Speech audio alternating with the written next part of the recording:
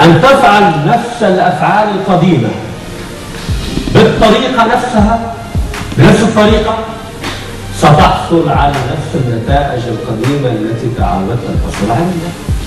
إذا أردت أن تحصل على الأشياء التي لم تحصل عليها بعد، عليك أن تفعل الأشياء التي لم تفعلها بعد. والت ديزني يقول لا تركنوا إلى نجاحاتكم. وهذه المشكلة الآن يعاني منها بعض الشباب. يعني الشاب لما يحقق هدف معين يقعد يشوف الهدف هذا ويقعد باني كل أمان على الهدف هذا، بعد ما يتحقق يركن لهذا الهدف وما عادش تبدا عنده الروح الدافعيه الذاتيه او موضوع روح الحماس انه يحقق هدف ثاني، يقول لك لا والحمد لله انا حققت الهدف هذا.